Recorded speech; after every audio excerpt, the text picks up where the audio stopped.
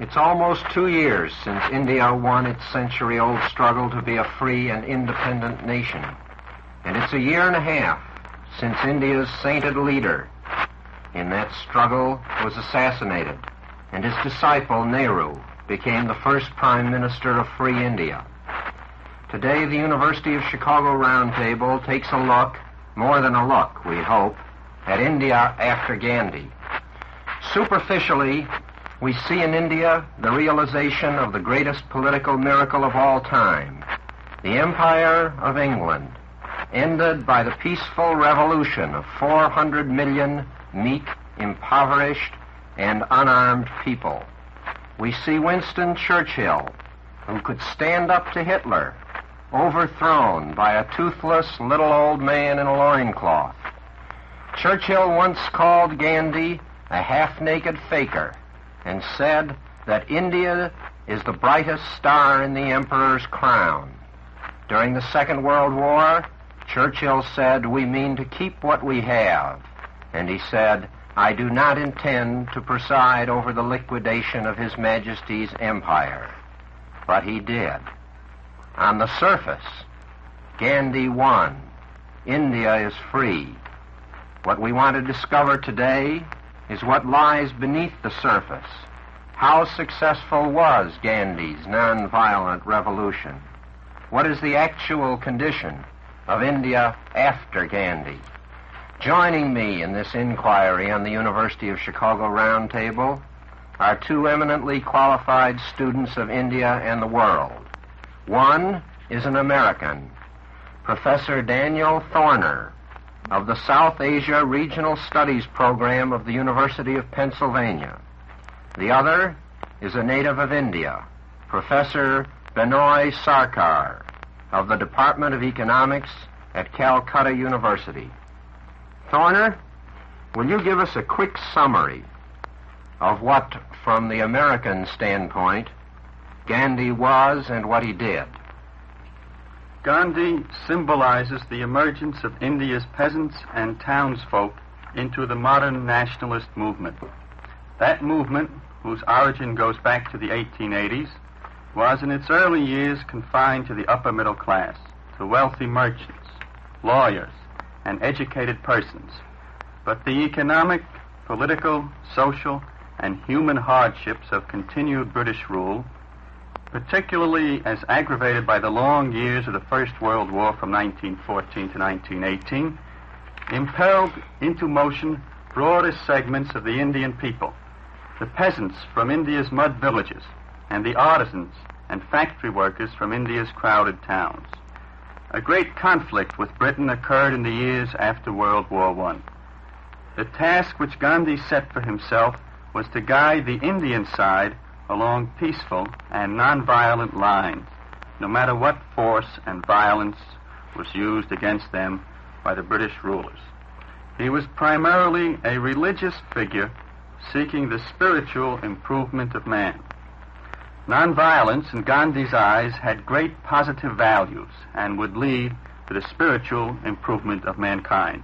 Gandhi threw himself into the conflict with Britain with the avowed aim of making religious use of politics.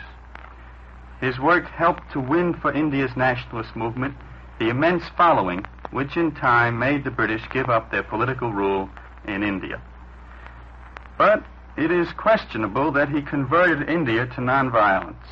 Just as Gandhi sought to make religious use of politics, so there were powerful influences, vested interests, who in time sought to make use of Gandhi himself, to make political use of religion. In India, in the last 21 months, gives reason to believe that he did not convert India to nonviolence, and that his religious use of politics has been and is being counterbalanced by political use of religion for the furtherance of vested interests. Sarkar, what did Gandhi do as you saw him and his work? Well, as an objective student of Indian facts, I should say that Gandhi's patriotism was as anti-British as the patriotism of the numerous publicists and statesmen of India who have been working for the previous 50 years. But the patriotism, the self-sacrifice, and the anti-British activities generated by his senior contemporaries as well as predecessors were, as a rule, appreciated by the intellectuals, the elites, middle-class people, and so forth. It is the messages and the methods of Gandhi that succeeded in diffusing the hatred of British rule as well as enmity to the British Empire among the literates and among the teeming millions. This is the special work of Gandhi as distinguished from the work of his senior contemporaries and predecessors. Now let's look, gentlemen, at India after Gandhi. Is the new India a going concern? Is it on its feet? Is Indian independence working? Thorner? The Indians are certainly running their own show. All talk that Indians or other peoples of Asia had to depend upon foreigners or upon people from the West to run things for them has been disproved. There is a functioning government in India, and it has and from the outward appearance, is quite strong. It has had a good many difficulties, and it still faces many serious questions. But the broad overall point can be stated flatly. The Indians are running their own show. Yes, but Thorner, there's one important respect in which I think we have to say that Gandhi failed. India was freed, but it was not a united India that was freed. It was divided between Hindu India, known as Free India, and Muslim India, known as Pakistan. I wonder, Sarkar, would you regard that as a failure of Gandhi? Well, I should say that circumstances created a situation in which even this partition had to be accepted by every Indian patriot as a positive good, both for Muslims as well as for Hindus. I think a word, though, should be said about how that partition came into being. And since we're speaking about Gandhi, a word or two should be said about just what his particular influence was on it. Now, Gandhi himself, in stressing nonviolence, was stressing a doctrine which appeals much more to Hindus, who comprise 70% of the population of India before it was divided, and that same doctrine of nonviolence had very little appeal to India's Muslims. Gandhi himself was running quite a risk then when, as his cardinal method in politics back in the 1920s, the end of the First World War, he was stressing nonviolence because the doctrines of Islam are martial doctrines, militant doctrines. There is little place in them for nonviolence. Do you agree, Sarkar? Well, nonviolence was accepted as a creed, as an article of faith, even by the Muslims during a certain period. But that would be more as a political expedient rather than a principle. And when the movement, the first movement of 1920 to 22 failed, it failed after attention had been focused on religious matters. Therefore, the failure in a situation where attention had been focused on religion focused attention on matters which divided Hindus from Muslims. And you had many communal riots, that is, riots between Hindus and Muslims in the 1920s. And they are almost a prefigurement. They are foreshadowing of some of the later riots which have attracted attention and which were the first thing which really disturbed both governments at the time of partition. And the emphasis, I suppose, on religion, you check me on this, Sarkar, might also have been a precursor in dividing the Hindus from Muslims. Though Gandhi sought the unity of the two creeds, his emphasis on religion, his religious approach to the problem, may have, in some sense, divided Hindus from Muslims and been a precursor of the division of India into the Hindu and Muslim states. I don't think so. Gandhi was not an ultra-religionist, and he was not an obscurantist to the extent of forcing religious issues into political questions.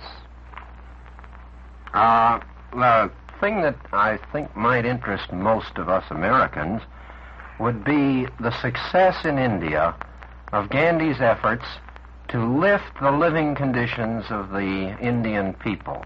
Now it's unfair to ask, I suppose, after less than 2 years, whether conditions have changed radically under freedom. But I wonder if there are any signs. Sarkar, do you find any? Well, by all means, the success of the present government, the Republic of India, is to be found exactly in these details of positive economic efforts. In the first place, steps have been taken to promote the agricultural conditions of the country in regard to the improvement of soils and the fertility of agrarian lands. There have been many steps taken. For instance, tanks are being excavated, wells are being dug, fertilizers are being imported and distributed, and last but not least, tractors are being imported in order to reclaim lands which are cultivable. I think, though, that many things could be said on the other side, that there are a number of short-term improvements, but basically, when we look at living conditions, prices, wages, and profits, there's much on the dark side of the ledger, too. First place, there's the food shortage, which was inherited by the Indians from the days of British rule. The Indians have had to import larger quantities of food than ever before in their history, which has ruined government finances. Prices have not been properly controlled by the new government. The vested interests to which I referred earlier brought about a quick ending of price control and of rationing, the result of which prices in India are among about the 5th or 6th highest, relatively speaking, in the world today. Businessmen, despite the needs of the government for more revenue, have succeeded in cutting taxes very sharply, and the burden of taxation falls upon the people rather upon those who are better able to afford them. What about that, Sarkar? Well, these are some of the universal phenomena, economic phenomena, which the entire world has inherited on account of World War II. I would say, Thorner, that some of the phenomena you refer to as showing that the standard of living hasn't risen in India in the last 2 years might be found almost everywhere in the world, including even the United States. Right, but my feeling is that the nationalist government of India adopted a very broad program in the 1930s. That program envisaged large-scale reform in the countryside, ending of the position of absentee landlords who extracted revenues, received monies from the peasantry without any positive contribution to agriculture themselves. Those landlords persist. The government, it is true, has had many hardships, but there were much more that it could have done about agriculture, particularly about these absentee landlords. Now, I mention that because India is predominantly a village country, 700,000 villages. The landlords themselves sit in the cities and extract revenues from the peasantry. Now, I don't say that complete expropriation of the landlords was required, but what the government is proposing to do and has accepted in principle is the payment to these absentee landlords of the full value of their land, and perhaps even more than that. Let's look at the other side of the picture a minute, Thorner. I'm inclined to agree with Sarkar that to the extent that Gandhi's ideals haven't been realized in 2 short years, we have to attribute the fact to world conditions in at least some large degree. But let's look at Gandhi's democratic ideals. It seems to me that he succeeded in doing away pretty well with the caste system. No, the 40 million untouchables of India are no longer untouchables. No, the untouchables are only one section of the Hindu population of India, which runs to about 275 or more million. Yes, but the untouchables were the slave section, just as the Negroes were only one section of the American population, but they were the slave section. I would agree with you right away that untouchability is to be outlawed in the new constitution which India is drafting, and that in course of time untouchability will be ameliorated. As a matter of fact, it has been outlawed already. Sarkar, what about Hindu-Muslim unity? Now, I get the impression that there has been almost no communal rioting, that is, rioting between Hindus and Muslims, since Gandhi's assassination. Is that a correct impression? Well, that's the fact. But you don't have to connect it with Gandhi's assassination. What do you ascribe the it Muslims, to? The Muslims have got a territory which is Pakistan, and there they happen to be in the majority.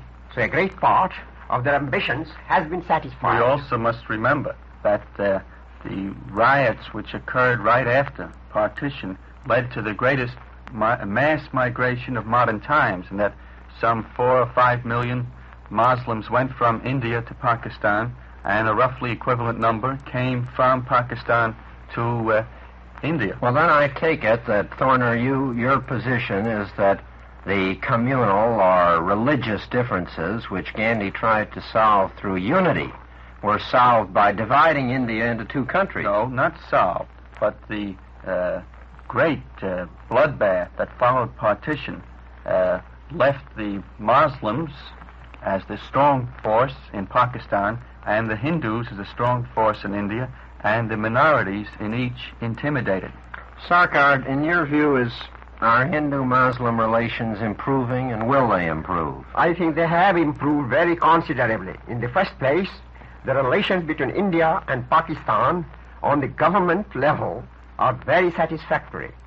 The exports... Except in Kashmir, and some controversy about Hyderabad. Well, I'm talking of the relations between Pakistan and India. Yes, so the exports, yes, they are the 2 disputants. Exports of coal to Pakistan from India are on a normal basis. After a 20-month delay. Exports of handloom, cloth, and so forth also have been proceeding normally.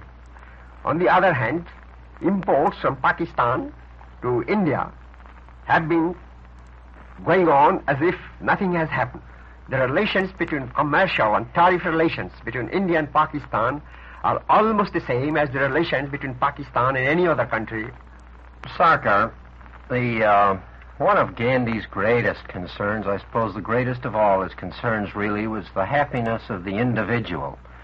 And the toughest question I can think of to ask any man, apart from asking him whether he himself is happy, is, are other people happy? Are the people of India happy? Is there any evidence that the condition of the individual is better than it was? Psychologically, by all means. Economically, on account of the inheritance from the war, the legacies of the war, there are economic difficulties. But otherwise, the ordinary people feels today that he has access to the highest administrative system.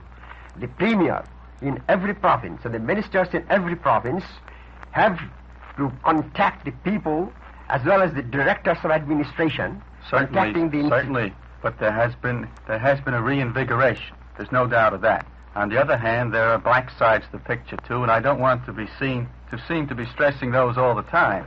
But you must remember that the Reserve Bank of India, like our Federal Reserve Bank in this country, issued a formal warning that not only were there idealistic politicians in India with the interests of the people at heart, but there were plenty of politicians who were putting their own pockets first, and that there was a great deal of corruption. Let's look at India and the world. As far as the world is concerned, in American eyes, the issue is Russia. Communist Russia. Communism has attacked the West down the years. Western bourgeois civilization has attacked it for what communism calls the evils of racism, racial segregation, of capitalism, the profit system, and of imperialism. Sarkar, how does India react to the appeal of communism, and in particular to the appeal of communist Russia with these attacks? Well, communism or no communism, India's idealists have, during the last 50 or 60 years, been opposed to racialism. They have never accepted the uglier aspects of capitalism. And imperialism? And so far as imperialism is concerned, war against imperialism has been the religion, has been in the very lifeblood of every Indian of any importance. Does this mean, Sarkar, that the Indian people or the Indian leaders generally lean toward Russia rather than toward America? I could not say that, because Russia, as the successor of the Tsars, is following perhaps a policy which is not liked by the Indian people. Whereas, on the other hand, America is likely to be very beneficial to the Indian people in their economic, technocratic, as well as cultural reconstruction. Well, my feeling is that we have to look a little more closely at what the actual successes and failures of the government have been. The sources for unrest at home in India. In the first place, there's no immediate serious communist problem in India because the Home Minister has locked up most of the communist leaders in India. But the economic failures of the government, to which I referred before, feed unrest in India. Now, that unrest is true, in large part is vague and unformulated, but there is a growing socialist party in India. The Communist Party itself is outlawed in some provinces, and communist propaganda proceeds with great difficulty. Is it your view, then, Thorner, that India leans toward Russia or toward America? In the case of conflict, which way would it go?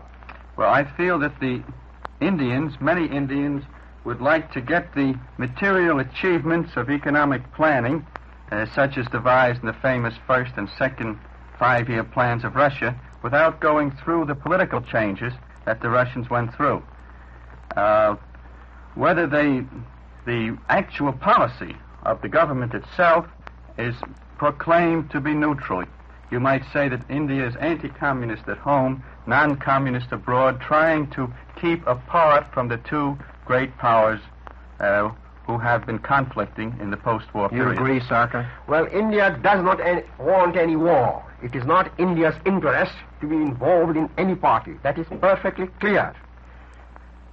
I'd like to know, Sarkar, whether you think India, Gandhi, let's say, has had more influence on the West, on Western culture, than our culture has had on India. Well, I should say, so far as modern India, or for that matter, modern Asia is concerned, our entire culture is essentially, I should say almost entirely, in any case to a very considerable extent, but an expansion of modern culture. That is, what is generally known as European and American culture. That is the culture of science, democracy, as well as public welfare. Thorner? My feeling would be that we shouldn't listen too much to what Indians other than Mr. Sarkar say, because he has put it quite well. The Indians whom Americans may meet will almost all say that India is a very spiritual country. And they will praise Gandhi, they respect him, many revere him. On the other hand, they know the main chants, and many follow it. That is, they want the material achievements of the West. They are impressed by them. They have plans for industrialization. Well, all you're saying, Thorner, is that Indians are human, too. Well, no one ever denied it. But has Gandhi introduced any ideals into the modern world that we could use with profit? I would say, for one, that he has.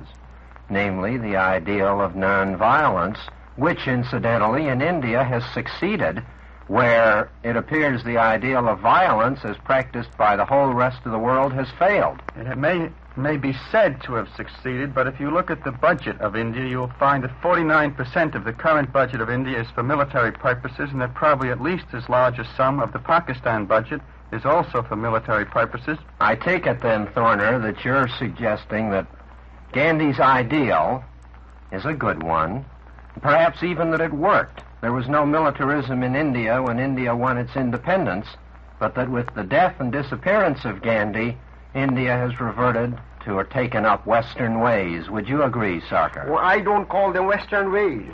To me, every way is a human way. You can only say that there are some modern ways. But Gandhi, as an idealist, will be honored by India as well as the world, just as we have been honoring Rousseau, Tolstoy, and Tagore. Well, but, Sarkar, have we honored them in the observance or in the breach? Well, and will India? I should say that even if we just parrot-like cry over some of the words, even those words may have some value. Just as if you listen to the sermons of a preacher, even once a week, that may have some value on your personality. The other 6 days. Well, gentlemen, we've agreed and disagreed. Thorner thinks that the religious emphasis of Gandhi's way divided India and Pakistan, and Sarkar thinks that Gandhi's appeal was nationalistic rather than religious. We agree that the standard of living doesn't seem to have risen for most of the people, but that perhaps it's the fault of conditions in the world as well as in India. As far as Muslim-Hindu relations, the relations which Gandhi tried so hard to cement, I think Thorner takes the view that they haven't improved substantially, whereas Sarkar feels that they've improved some and are on the way to improving more. As far as India and Russia are concerned, we seem to be agreed, all of us, that the people of India don't like the alleged evils of the Western world, racism and the profit system and imperialism, but that on the other hand, they haven't fallen for Russia's politics and lean in the direction of America, though they want to keep out of war. As far as Gandhi's ideals are concerned, I think we are all agreed that they are the loftiest of ideals, whether or not we practice them here or in India.